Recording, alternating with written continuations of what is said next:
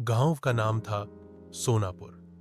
वहां के एक कोने में एक पुरानी सी कुटिया थी, कच्ची मिट्टी की दीवारें, खपरे की छत और सामने तुलसी का चौबारा। उसी में रहते थे रामू चाचा, उम्र 65 साल, सफेद धोती, मटमैली कुर्ता और आंखों में जीवन का लंबा अनुभव। उनका जीवन सीधा सादा था, मगर दिल में बहुत गहराई थी।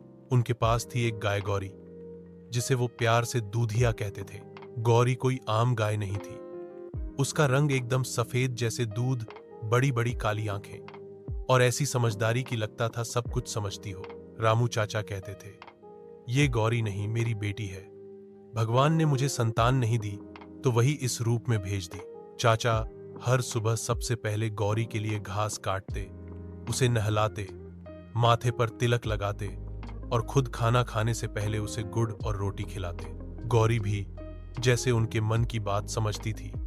जब चाचा दुखी होते तो वो उनके कंधे पर मुंह रख देती, जैसे कह रही हो, मैं हूं ना।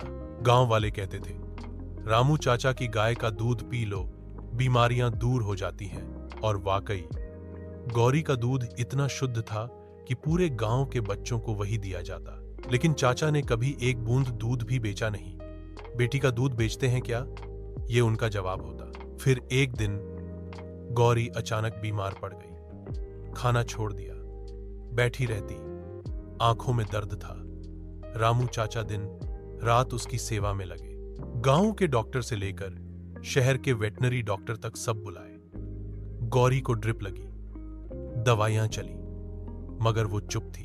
रामू चाचा ने मंदिर में मन्नत मांगी, भगवान मेरी उम्र ले ले, पर मेरी गौरी को ठीक कर दे। गांव के लोग भी चाचा की भावनाओं से जुड़ गए। किसी ने दवा दी, किसी ने इलाज का खर्च उठाया।